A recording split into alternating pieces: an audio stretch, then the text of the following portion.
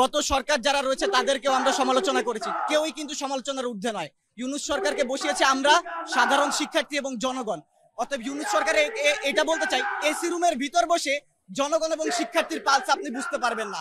আপনাকে আসতে হবে রাজপথে, রাজপথে এসে দেখেন কেউ এনসিপি, কেউ জামাত, কেউ ইসলামী আন্দোলন বাংলাদেশ, কিন্তু সবার কিন্তু একটাই চাওয়া আওয়ামী লীগের নিষিদ্ধকরণ। আপনি বলছেন আওয়ামী লীগের নিষিদ্ধকরণ করলে কি সব সমাধান? আপনার কথা যৌক্তিক, তবে অবশ্যই আপনি পরীক্ষা দিয়েছেন, পরীক্ষায় আপনি 33 নম্বর পেয়েছেন, 33 পেলে পাস। শুধু 33 লেখলে কিন্তু হতো, পাস বা ফেল কেন লেখা হয়েছে? পাস বা ফেল ঠিক এ কারণে লেখা হচ্ছে, তার সাথে ট্যাগ জুড়ে দেওয়া হচ্ছে সে পাস বা সে ফেল।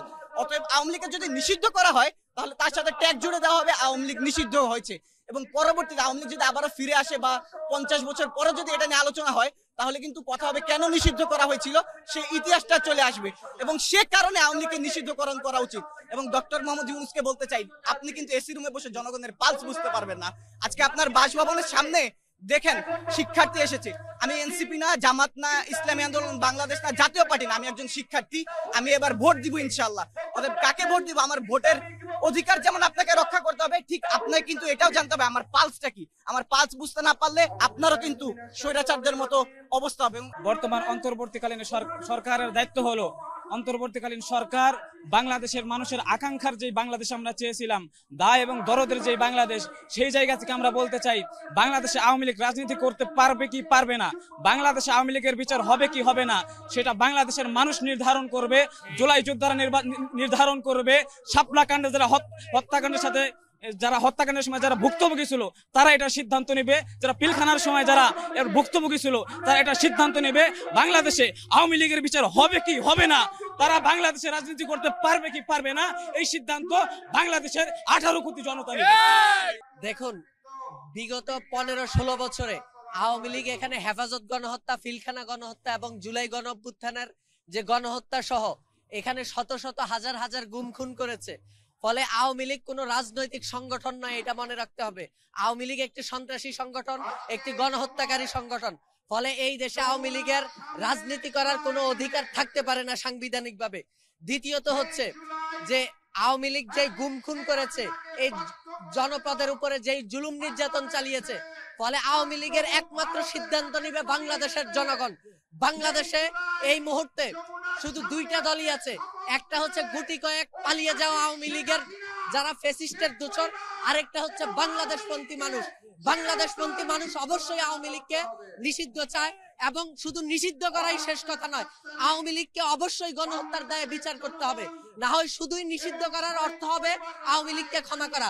আমরা দেখেছি এখানে ছাত্রলীগকে নিষিদ্ধ করা হয়েছে, কিন্তু ছাত্রলীগের যারা গণহত্যার দোসর আছে তাদেরকে এখন পর্যন্ত আইনের আওতায় আনা হয় নাই, ফলে তাদেরকে এক ধরনের ক্ষমাই করে দেওয়া হয়েছে। আওয়ামী লীগের বেলায় অবশ্যই আমরা এটা হইতে দিব না ইনশাল্লাহ।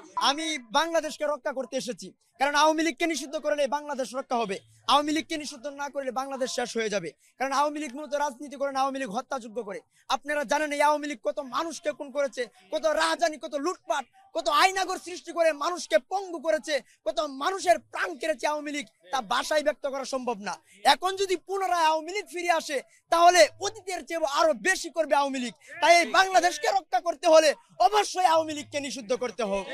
এখানে একটি দল 16 বছর কি পরিমাণ মানুষকে জেল জুলুম হত্যাকাণ্ড চালিয়েছে, বিশেষভাবে আপনার বিডিআর হত্যাকাণ্ড, 2013 সালে ৭৫ হত্যাকাণ্ড, 2021 সালে মধুবিদ হত্যাকাণ্ড, এবং সর্বশেষ 5 আগস্টে জুলাই গণ অভ্যুত্থান। এত কিছু হওয়ার পর, এত জেল জুলুম হত্যাকাণ্ড হওয়ার পর এখনো আওয়ামী লীগ নিষিদ্ধ করা হয় নাই। আজ 9 মাস পার হয়ে গেল, 9 মাস পার হয়ে গেল, এখন আওয়ামী লীগ নিষিদ্ধ করা হয় নাই। আজকে আমরা এখানে প্রধান উপদেষ্টা বাসভবন ঘেরাও করেছি। যতক্ষণ না পর্যন্ত আওয়ামী লীগকে বাংলাদেশ নিষিদ্ধ না করা হচ্ছে, একটি লোকে ঘরে ফিরবে না ইনশাআল্লাহ। 5 আগস্টে সিদ্ধান্ত হয়েছে বাংলাদেশের মানুষ আওয়ামী লীগকে আর চায় না। 16 কোটি মানুষ সিদ্ধান্ত দিয়েছে এই দেশে আওয়ামী লীগকে আর আমরা পুনর্বাসন চাই না।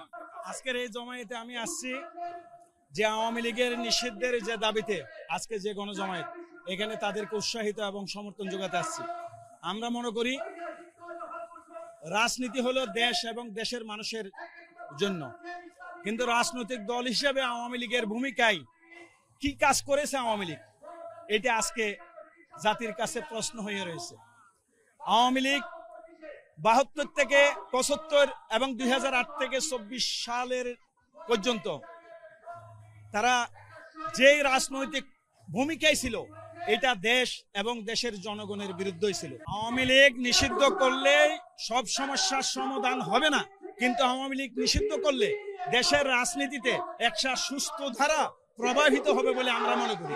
আমরা এখানে যারা আছি সবাই দেশের আইনের প্রতি শ্রদ্ধাশীল, কিন্তু আমরা একটা কথা বলতে চাই যে আইন দেশের জনগণের কল্যাণে ব্যবহৃত হয়, কিন্তু আইনের দোহাই দিয়ে কিছু বর্তমান অন্তর্বর্তী সরকারের কালীন কিছু আওয়ামী লীগের দোষর তারা বারবার আওয়ামী লীগকে পুনর্নির্মাণ করতে চায়।